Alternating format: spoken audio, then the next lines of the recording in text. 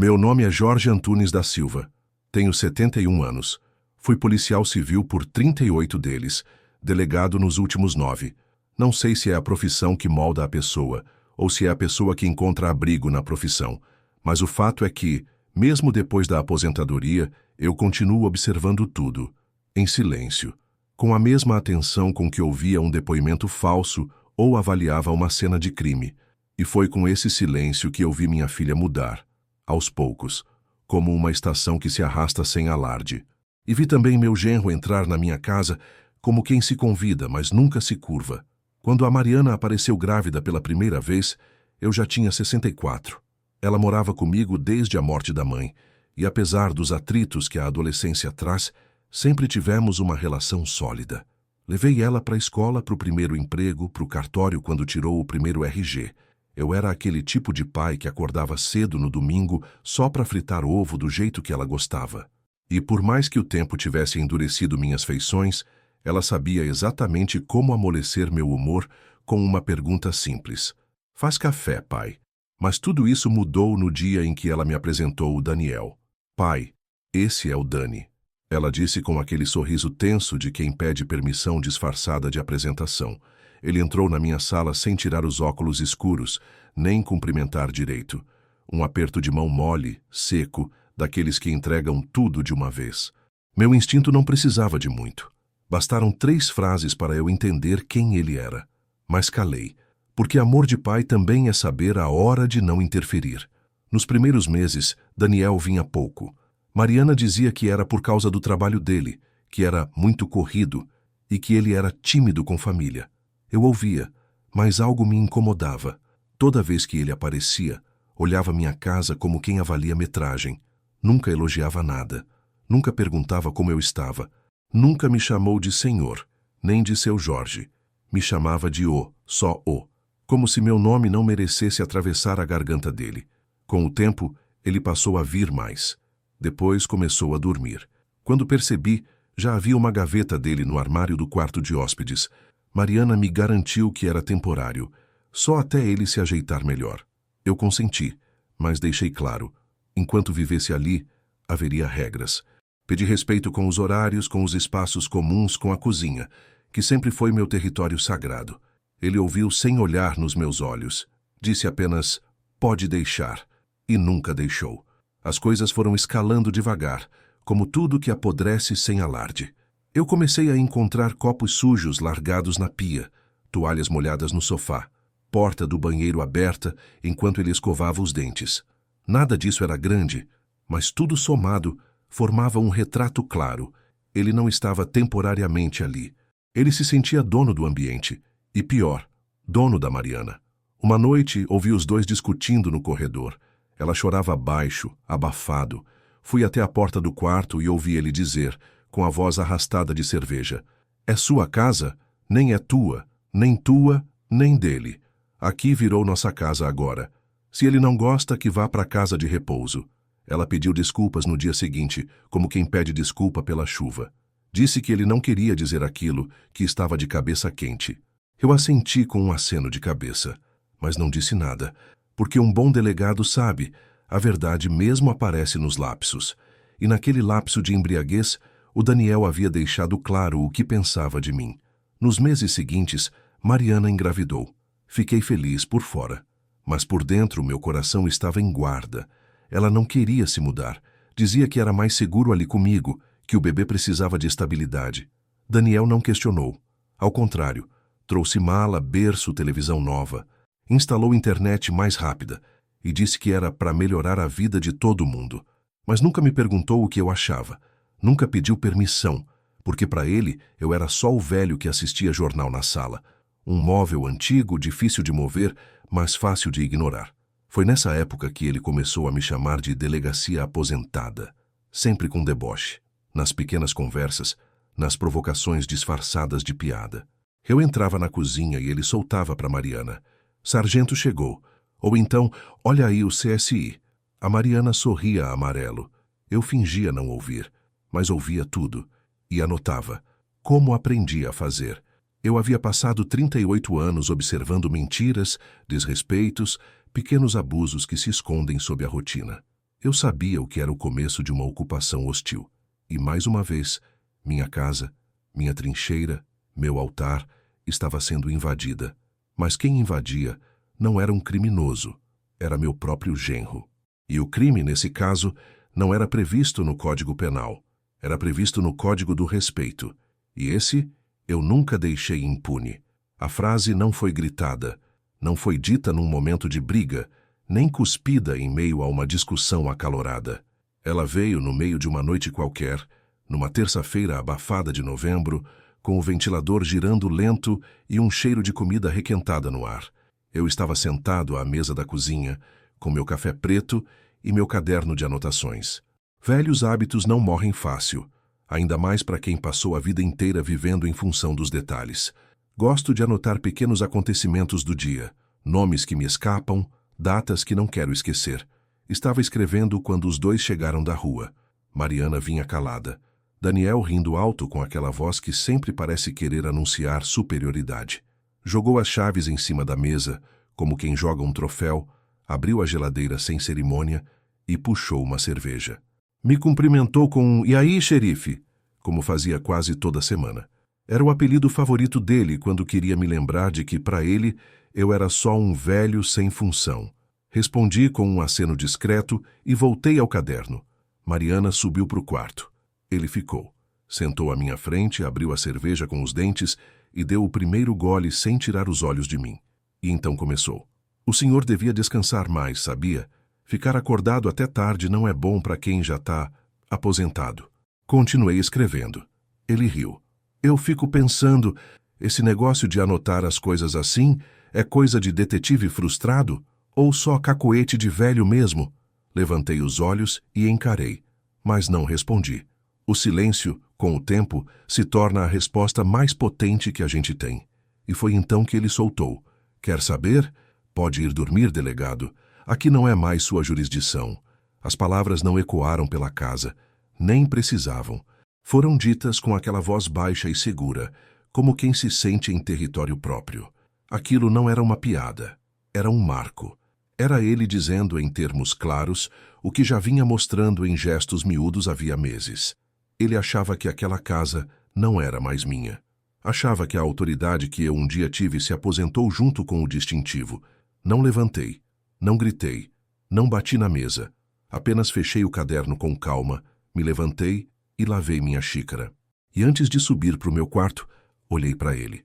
Não com raiva, mas com a precisão de quem já viu o mesmo tipo de olhar em salas de interrogatório. Daniel não era só um arrogante. Era alguém que precisava sentir domínio sobre os outros para não encarar a própria mediocridade. Naquela noite perdi o sono. Fiquei deitado olhando para o teto e revendo tudo. O que me prendeu mais não foi a ofensa, mas a risada da Mariana no fim da frase. Ela estava no topo da escada quando ele disse aquilo. Ela ouviu. E riu. Não foi um riso de desespero, nem um riso nervoso. Foi um riso cúmplice. E foi ali que entendi que a perda de respeito já não era só dele. Era dela também. Lembrei de quando ela era pequena e se escondia atrás das minhas pernas toda vez que um trovão sacudia o céu. De quando ela me ligava pedindo para buscá-la na rodoviária, porque só confio no Senhor. Lembrei do aniversário de 15 anos, do discurso que fiz, da emoção nos olhos dela. Lembrei de tudo, mas ela não lembrava mais. A partir daquela noite, comecei a reorganizar meus passos. Primeiro, reforcei a chave do armário onde guardava os documentos da casa. Depois, refiz meu testamento. Atualizei os contatos do advogado. Consultei o antigo colega da corregedoria, hoje promotor. Falei pouco, mas quem me conhece sabe que, quando volto a mexer com papelada, não é por nostalgia. Nos dias seguintes, Daniel seguia com suas piadas. Às vezes me chamava de inspetor aposentado. Outras, deixava a TV ligada em filmes policiais só para lançar indiretas. Mariana, cada vez mais, se calava diante das provocações, e o silêncio dela já era resposta suficiente. Numa sexta-feira à noite, ele trouxe amigos para assistir jogo em casa. Eu desci para pegar um copo de água e um deles perguntou em tom de brincadeira: "Esse aí é o dono da casa?" Daniel respondeu sem hesitar: "É o dono da aposentadoria, isso sim. Aqui quem manda agora sou eu." Todos riram, inclusive Mariana. Voltei para o meu quarto com o copo na mão e uma certeza no peito. O jogo já tinha começado. Só eles não sabiam que a partida não estava empatada, porque a autoridade de verdade não depende de uniforme nem de patente. Ela vive no silêncio de quem sabe exatamente o que está fazendo e quando vai agir. Aquele quadro sempre esteve ali. Pendurei com minhas próprias mãos no dia em que me aposentei. Era uma foto antiga, impressa em preto e branco, já um pouco desbotada pelo tempo. Nela estávamos em pé diante da viatura, todos de uniforme, olhando para frente com o semblante sério de quem ainda acreditava que podia mudar alguma coisa. Era a equipe da delegacia de São Cristóvão, de 1989. 4 já tinham morrido. 2 sumiram. Só eu restava. Toda vez que eu passava por ele no corredor da sala, lembrava dos nomes, das vozes, do rádio chiando na madrugada. E, acima de tudo, lembrava de quem eu fui, do homem que existia ali. Foi numa tarde abafada de dezembro que eu notei que o quadro não estava mais nivelado. Estava torto, como se alguém tivesse tentado tirá-lo da parede, mas desistido no meio. Não comentei. Apenas ajeitei o prego em silêncio. Dias depois, encontrei o mesmo quadro apoiado no chão, encostado atrás do sofá. Ninguém disse nada. Eu também não. Mas naquele instante, entendi. Ele incomodava. Incomodava porque era um lembrete. Um lembrete de que aquela casa tinha dono. De que ali vivera alguém com história, com autoridade. E isso para um homem pequeno como Daniel era insuportável. Não demorou muito para a Mariana tocar no assunto. Foi durante o jantar, numa conversa aparentemente inofensiva, sobre renovar o ambiente. Pai, o senhor não acha que essa casa está meio parada no tempo? Disse ela, servindo arroz no prato. O Dani até falou outro dia que dava para modernizar, pintar, tirar umas coisas que já nem fazem mais sentido. Engoli em seco. Respondi com calma. A casa está do jeito que eu gosto. E o que não faz sentido para vocês faz muito para mim. Ela silenciou. Mas o recado estava dado. Aos poucos começaram a mudar pequenas coisas. O tapete do corredor sumiu. O relógio de parede foi substituído por um digital que eu odiava. Trocaram a cortina da sala. Pintaram um pedaço da parede sem me consultar. A justificativa era sempre a mesma. Tá ficando bonito, pai. Mas a verdade era outra. Estavam apagando vestígios meus. Não queriam modernizar a casa. Queriam me neutralizar dentro dela. Numa noite de domingo, cheguei na sala e encontrei Daniel medindo a parede onde ficava o meu quadro. Ele segurava uma trena e conversava com Mariana, que tinha um catálogo de quadros modernos nas mãos. Tava pensando em colocar aquele abstrato aqui, amor, disse ele, batendo com o dedo na parede. Essa coisa velha aqui já deu, né? Quando me viu, ele nem disfarçou. Só continuou medindo. Mariana fingiu surpresa. Fechou o catálogo às pressas e disse que era só uma ideia. Não respondi. Apenas caminhei até o canto da sala, peguei o quadro e levei comigo. Subi as escadas devagar, sentindo o peso dele nos braços, como quem carrega um companheiro ferido. Entrei no meu quarto e o pendurei na parede oposta à cama. Ali, ao menos, ninguém o tiraria. Naquela noite, deitei olhando para a imagem dos meus antigos colegas. Me perguntei se algum deles teria permitido passar por isso. Se algum teria sido expulso da própria história dentro da própria casa.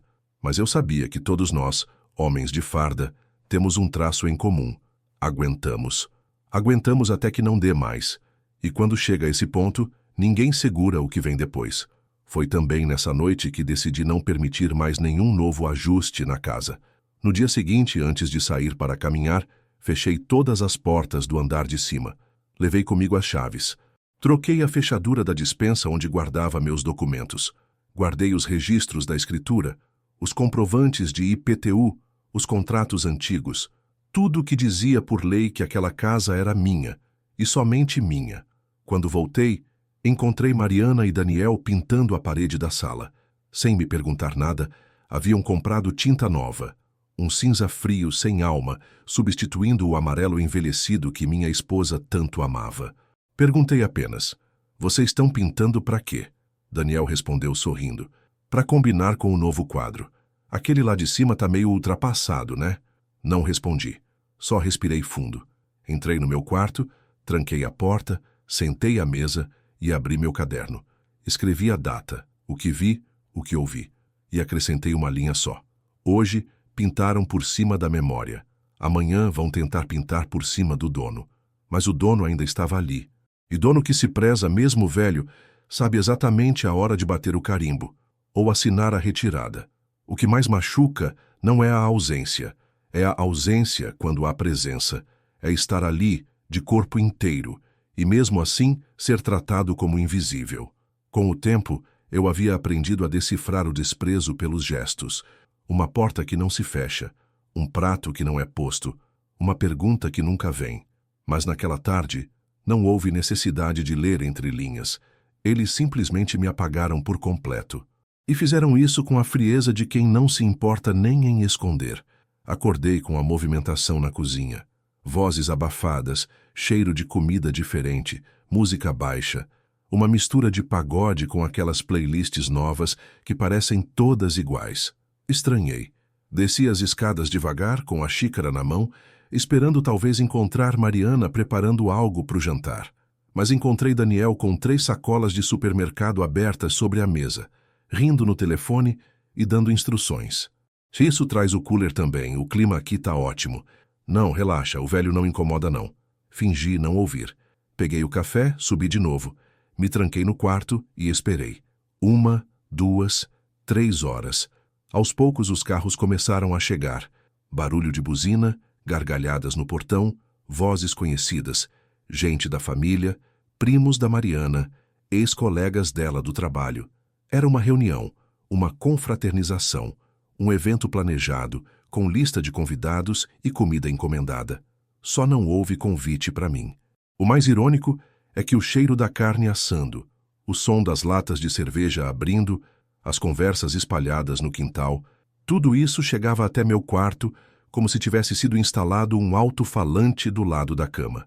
O som da alegria alheia, quando dirigido contra a sua ausência, é ensurdecedor. Espiei pela fresta da janela. Vi minha filha rindo alto com um vestido claro que eu nunca tinha visto. Daniel contando piadas, rodeado de gente que batia no ombro dele como se ele fosse o anfitrião legítimo.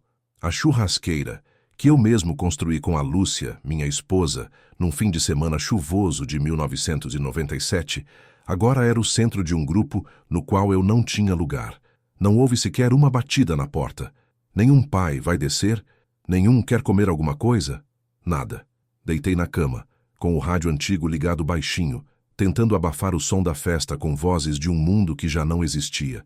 No noticiário falavam sobre respeito aos idosos, envelhecimento digno, o papel da família. Sorri, não com sarcasmo, com cansaço. Tudo aquilo era teoria demais para um país que acha que velho é entulho. E mesmo dentro da própria casa, virei exatamente isso. Um entulho cuidadosamente empurrado para o canto.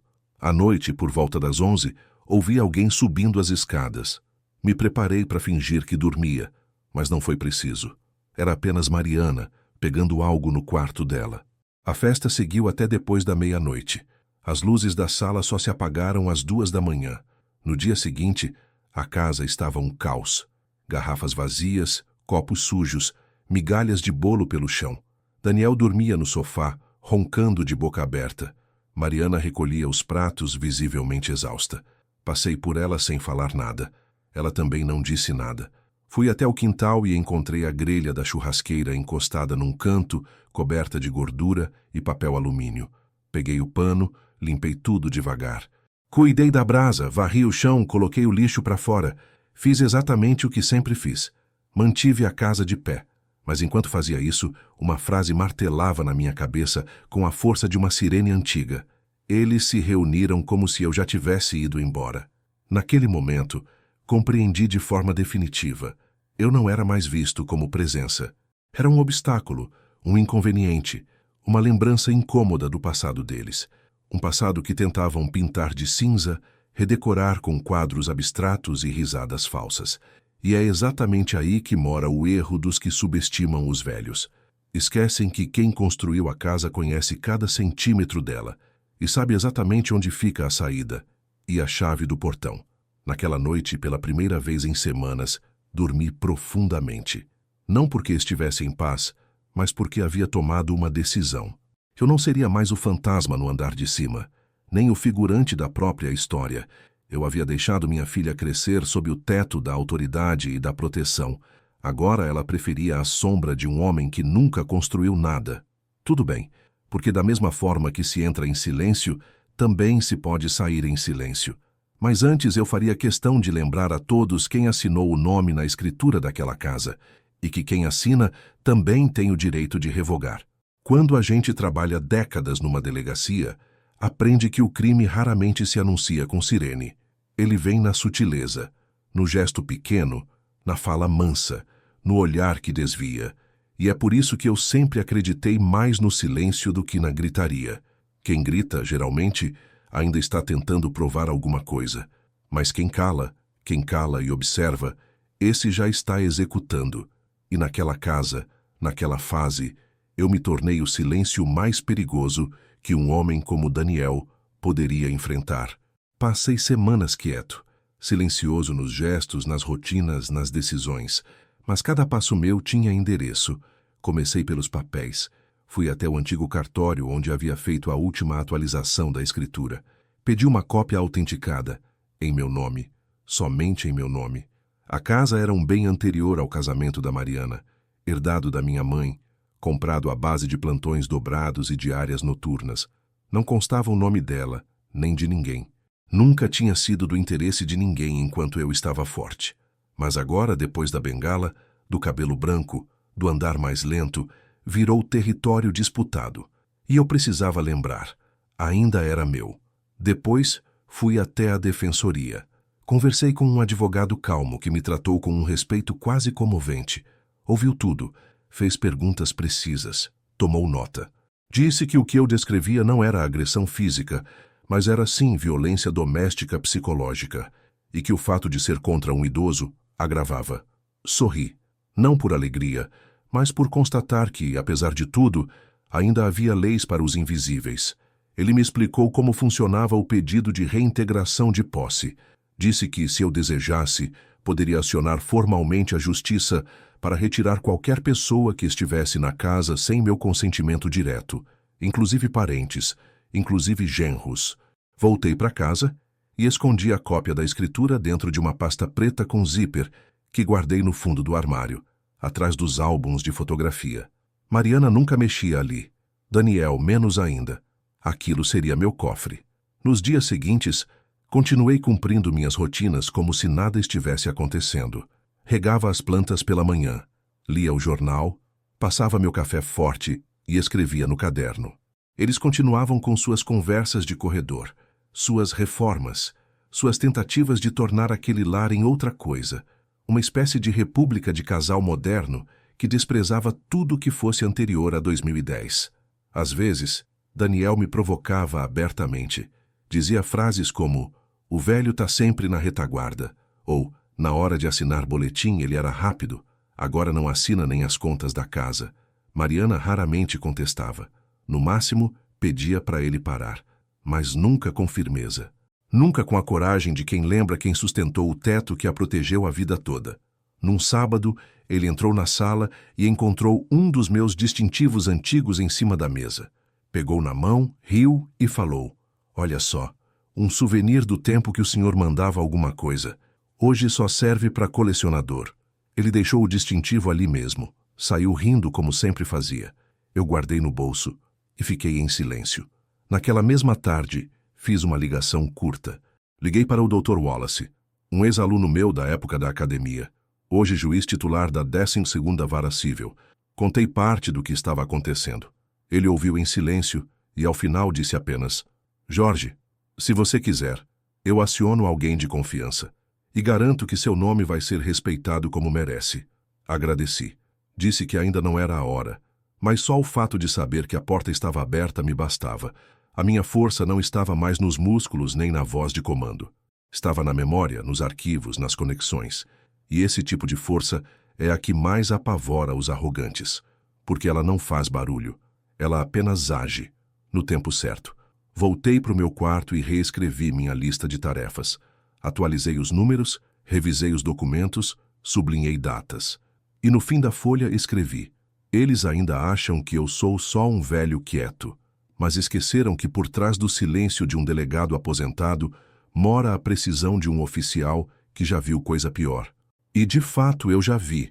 Já enfrentei quadrilha armada, já desmontei rede de tráfico, já acalmei mãe que recebeu a notícia de um filho morto, já enterrei amigo com colete furado. Nada do que Daniel me dizia ou fazia poderia me quebrar, mas podia sim me ensinar até onde ele iria e quanto ele precisava de um lembrete. E esse lembrete já tinha data marcada. Era uma terça-feira nublada, do tipo que deixa as ruas mais silenciosas e os passos mais firmes. Acordei cedo, tomei meu café devagar, vesti minha camisa azul de botão, aquela que Mariana dizia parecer coisa de velho que vai ao banco, e fui ao espelho ajeitar o colarinho. Me olhei com atenção. A idade estava ali, é claro, mas havia algo nos olhos que não estava dias atrás. Era foco, calma, e uma certeza tão silenciosa quanto uma assinatura. Peguei a pasta preta, abri, revisei pela última vez cada documento. A escritura original da casa, registrada em meu nome desde 1991. A cópia autenticada, recente, validada pelo terceiro ofício. As contas de IPTU pagas por mim nos últimos 30 anos. O laudo de sanidade mental feito meses antes, a pedido próprio, já prevendo que um dia precisaria provar minha lucidez. E, por fim, o esboço do novo acordo de convivência, que na prática seria o aviso prévio da retirada. Todos os papéis estavam ali. Não era um ataque, era um recado. Até o silêncio, quando vem com carimbo, vira lei. Saí sem dizer nada.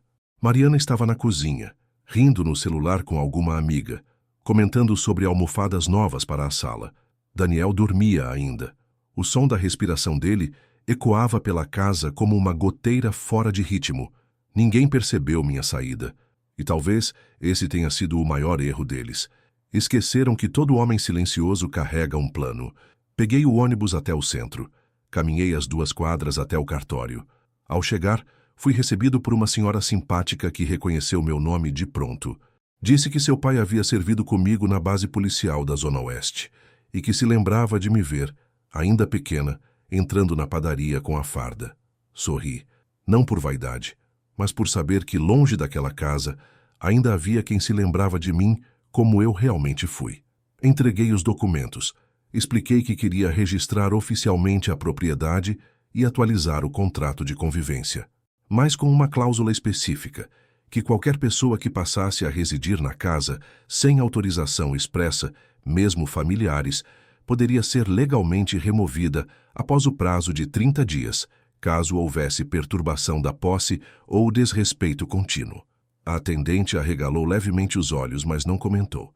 Apenas carimbou. 1, 2, 3 vezes. A caneta dela parecia uma batida de martelo a cada folha. Depois fui ao escritório do Dr. Amado, um antigo parceiro meu, hoje advogado experiente. Entreguei a ele cópias de tudo. Ele analisou cada papel em silêncio, com os olhos miúdos se movendo rápido entre linhas. Quando terminou, fechou a pasta e disse apenas: Jorge, você está coberto. Isso aqui é uma defesa impecável. Se eles contestarem, perdem. Se não contestarem, saem quietos, como tem que ser. Assinei os papéis finais e combinamos que a notificação oficial seria preparada com discrição, sem tumulto, sem confronto, apenas com o necessário peso jurídico. A ordem era simples: desocupação em até 30 dias, sem margem para barganha. Voltei para casa com o céu começando a abrir.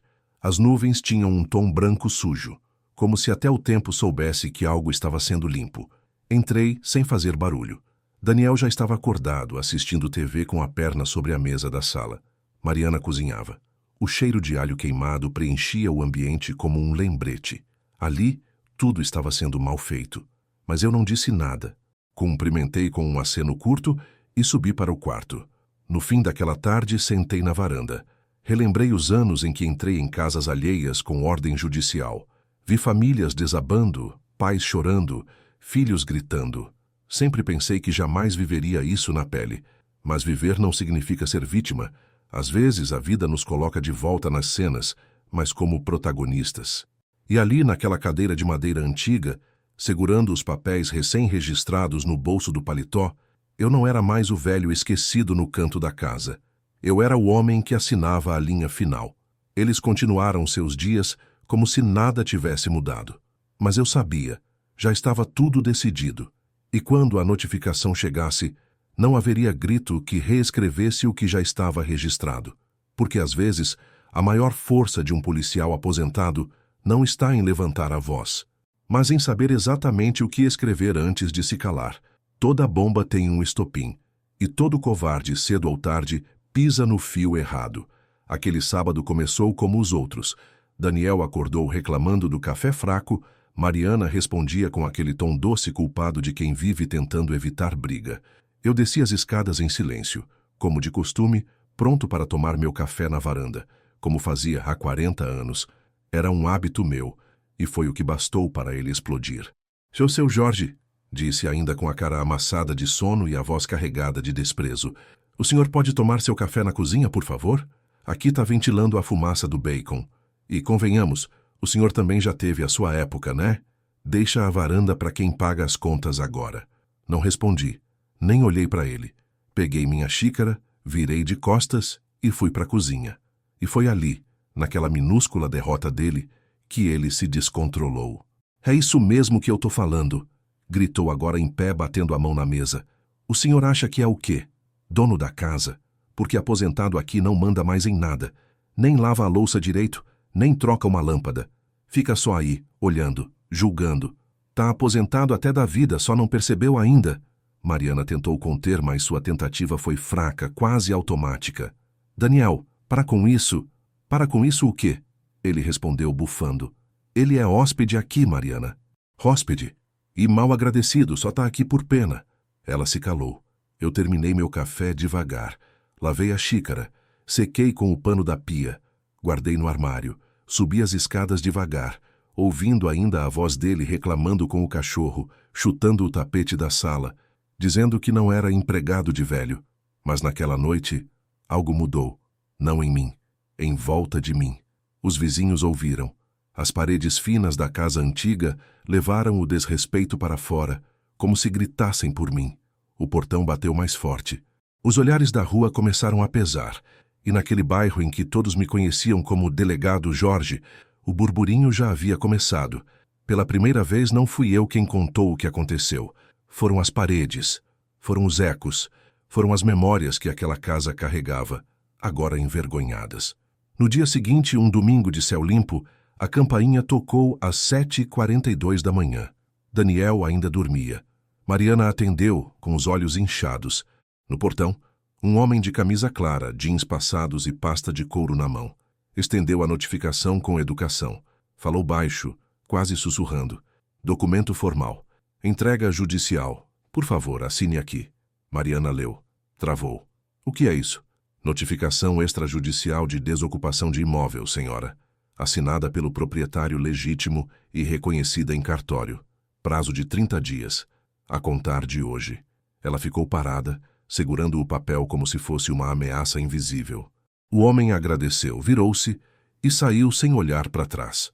Minutos depois, Daniel desceu as escadas coçando a cabeça. Encontrou Mariana na sala, pálida, sentada no sofá, com um envelope aberto no colo. Pegou o papel da mão dela, leu até a metade e atirou contra a parede. Ele tá brincando com a gente, gritou. Isso não vale nada. Ele é só um velho maluco. Ela não respondeu. Subi novamente da cozinha. Me coloquei na porta da sala. Encarei os dois. Daniel tentou me encarar de volta, mas seus olhos procuravam uma brecha de dúvida que não existia. Isso aqui é blefe, né? Fala. É blefe? Não, respondi com a calma de quem carimba uma verdade. Isso é escritura. Isso é justiça. Fui até o jardim. Reguei as plantas. Voltei para dentro. Liguei o rádio antigo. E aumentei o volume, não para abafar os gritos, mas para dar espaço ao silêncio da derrota. A casa, naquele dia, deixou de ser zona de conflito. Virou solo recuperado. Eles ainda teriam 30 dias para organizar malas, desculpas e arrependimentos. Mas arrependimento não é garantia de permanência. E permanência, agora, só com respeito e escritura assinada. Os gritos de Daniel se apagaram antes mesmo de atravessar o portão.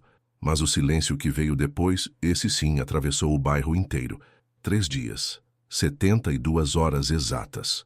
Foi o tempo necessário para que minha decisão virasse assunto nas rodas de dominó da praça, nos bancos da farmácia, nas conversas cochichadas das vizinhas na feira.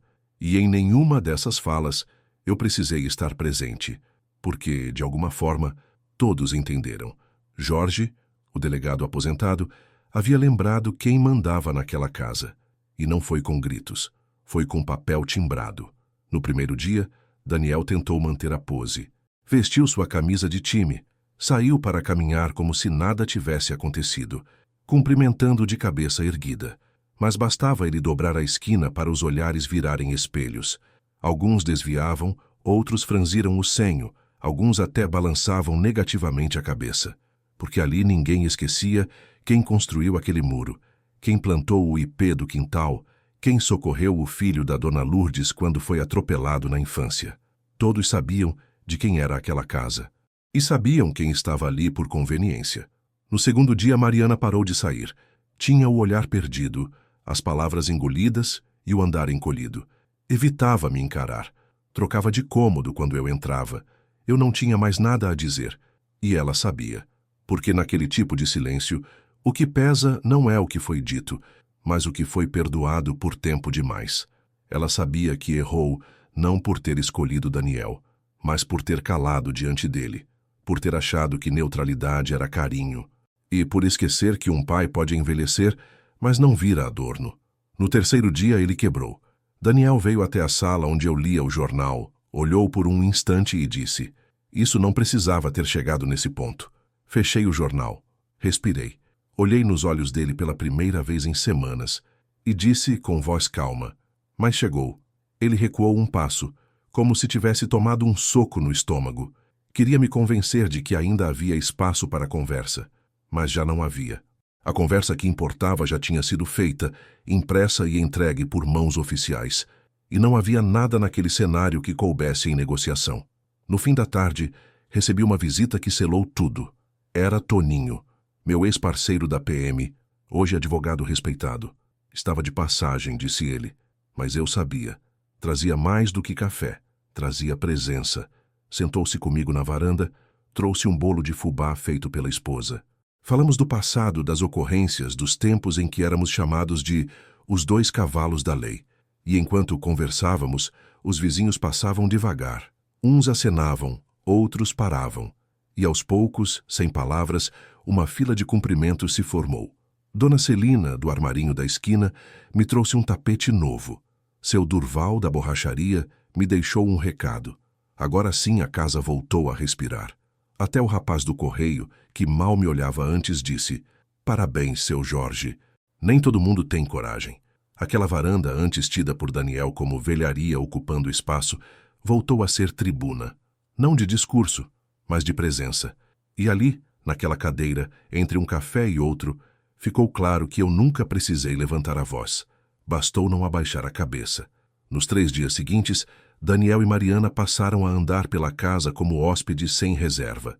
Sussurravam, fechavam portas devagar, evitavam cruzar o meu caminho. Eu não mudei nada. Acordava no mesmo horário. Regava as plantas. Lia os mesmos jornais. Ou seja, eu continuava sendo quem sempre fui. A diferença é que agora eles voltaram a perceber. Não precisei repetir meu ponto, porque uma notificação fala uma vez só, e quando bem escrita, ela ecoa mais do que qualquer discussão de domingo. Na cidade, alguns cochichavam por malícia, mas a maioria respeitava por memória, porque sabiam que aquele velho calado, que muitos viam de bengala na mão e passo arrastado, ainda era o mesmo que um dia chegou sozinho numa boca de fumo e fez 13 homens largarem a arma sem disparar um tiro. O tempo não apaga o que foi justo, e quando a justiça é feita por quem já a serviu a vida inteira, o silêncio que vem depois é quase sagrado. No 30º dia, o céu amanheceu cinza, mas não havia ameaça de chuva. Era um daqueles dias opacos em que até o vento parece respeitar o que está prestes a acontecer. Acordei no mesmo horário de sempre, coloquei a água no fogo, organizei os jornais, molhei as plantas da varanda. Dentro da casa, o barulho era diferente. Não havia panela no fogão nem cheiro de café novo. Apenas o som abafado de zíperes sendo fechados, gavetas esvaziadas, sapatos jogados em sacolas plásticas e um murmúrio constante entre eles dois. Aquele tipo de sussurro que não pretende esconder, mas apenas evitar confronto. Daniel carregava as coisas como quem desmonta um erro. Estava irritado, mas não ousava gritar. Mariana, em silêncio, recolhia roupas do armário com gestos mecânicos. Nenhum dos dois cruzou comigo, nem tentaram. Eles sabiam que naquele dia, qualquer palavra a mais pareceria súplica, e o orgulho demais já havia sido engolido nas últimas semanas. E eu não tinha mais nada a dizer. Porque, quando o tempo cumpre sua função, o discurso se torna redundante. Eu fiquei sentado à mesa da cozinha ouvindo tudo. Cada caixa arrastada, cada objeto embrulhado, cada porta de armário que se fechava com cuidado excessivo. Como se tocassem em algo que não lhes pertencesse mais. E não pertenciam. Na parede da sala, o espaço onde ficava minha foto com a equipe da delegacia ainda estava vazio, mas eu já sabia que, assim que eles saíssem, seria o primeiro quadro a voltar. Quando chegaram ao último lance da escada, Daniel tentou fingir uma naturalidade que já não lhe cabia. Desceu com uma mochila nas costas, 2 malas grandes e um olhar sem destino. Mariana vinha atrás, segurando uma sacola com os restos do que ela chamava de decoração da casa, porta-retratos, almofadas, panos de prato que ela mesma escolhera. Olhou para trás uma última vez. Talvez esperasse que eu aparecesse na porta, dissesse algo, fizesse um gesto que reabrisse a ponte. Mas eu continuei onde estava, firme, em silêncio, como um policial de guarda no último turno. O som da mala arrastando no chão do corredor ecoou pela casa inteira. E cada centímetro daquele arrastar parecia limpar um pedaço da memória ruim. Quando passaram pela porta, Daniel tentou dizer algo. Não para mim, mas para si mesmo. Isso aqui, não vai ficar assim. Não respondi.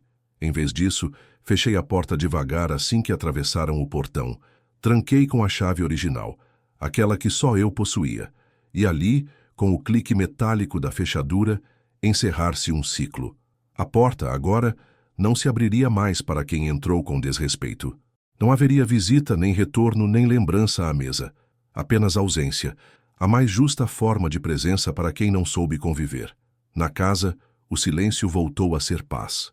Fui até o antigo quarto de hóspedes, o que eles ocupavam, e abri as janelas. O ar que entrou não era o mesmo. Era mais leve, mais limpo. Não havia mais o cheiro amargo do incômodo forçado, nem o peso invisível da hostilidade velada. Na sala, pendurei novamente o quadro da equipe. A moldura antiga de madeira escura encaixava-se perfeitamente no espaço vazio. Era como se nunca tivesse saído. E talvez nunca devesse ter saído mesmo. Peguei o rádio antigo, sintonizei na estação AM que tocava boleros antigos e deixei o volume baixo. Sentei na poltrona que antes vivia ocupada por Daniel, liguei o abajur de canto e pela primeira vez em meses respirei fundo, em paz. Lá fora, nenhum vizinho perguntou, ninguém se espantou. Todos entenderam o que tinha acontecido. E mais importante, todos souberam que não foi um ato de vingança. Foi um ajuste, um retorno, a reafirmação silenciosa de que respeito não se exige, se impõe com postura, e naquela casa restaurada, cada móvel parecia ter voltado ao lugar, não porque alguém ordenou, mas porque quem não devia estar, saiu, e quem devia permanecer, permaneceu. Na manhã seguinte à partida deles, a casa parecia respirar diferente. O silêncio que por meses havia sido peso, denso, opressor, carregado de palavras que não podiam ser ditas, agora era leve. Era o tipo de silêncio que acompanha uma madrugada depois da chuva. Um silêncio de chão limpo, de alma limpa. Caminhei pela sala ainda com a luz baixa, o rádio desligado, e percebi detalhes que antes não vi. O jeito como a luz do sol batia na parede onde ficava o meu quadro fardado. As marcas antigas no assoalho, onde meu neto costumava brincar antes de tudo mudar. O som dos meus passos voltando a ecoar com liberdade. A casa era a mesma, mas ao mesmo tempo era outra. Era minha, de novo. Na cozinha, preparei o café sem pressa, como fazia nos meus tempos de delegado plantonista. Café forte, coado no pano, cheiro de manhã. A diferença é que agora não havia ninguém para reclamar do cheiro, do barulho, da cadeira arrastando. A paz voltou a ter espaço.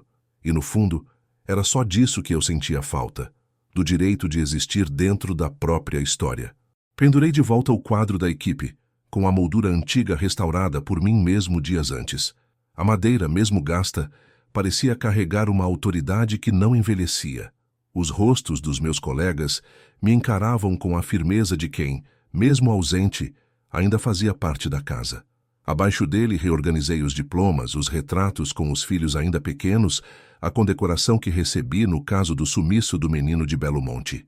Tudo voltou ao lugar, inclusive eu. Foi só ao abrir a janela da sala que percebi. O respeito tinha voltado.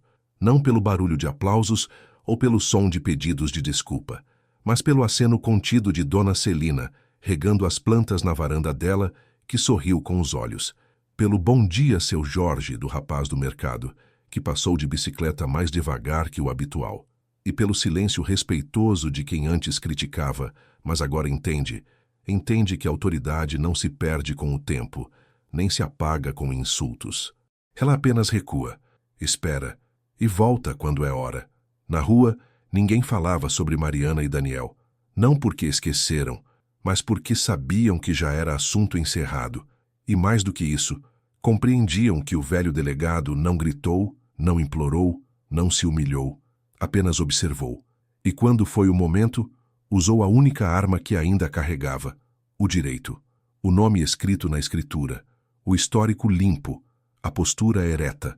Naquela tarde, sentei-me na varanda com meu velho companheiro, o rádio. A voz rouca do locutor narrava uma música antiga de Nelson Gonçalves, e entre uma frase e outra, ouvi o próprio coração voltar ao compasso. Não havia mágoa, nem raiva, havia lembrança. E a lembrança, quando bem cuidada, vira blindagem. Mariana ainda não ligou, e talvez não ligue. Mas se um dia ligar, vai encontrar um pai em paz, que perdoa, mas que não esquece, que ama, mas que não se anula, que abriu a porta por amor e a trancou por respeito. No fim, eu não tirei ninguém de casa. Apenas devolvi a casa ao que ela sempre foi, um lar. E um lar, por definição, é o único lugar onde o idoso não deveria precisar pedir licença para existir. Sei que sou só um homem com cabelos brancos e mãos que já tremeram em tiroteio, mas hoje, o que mais treme em mim é a certeza de que fiz o que devia, em silêncio, com dignidade, como aprendi em 30 anos de serviço e em uma vida inteira sendo chamado de Senhor Jorge, não por protocolo, mas por respeito. O mesmo respeito que agora voltou pela janela.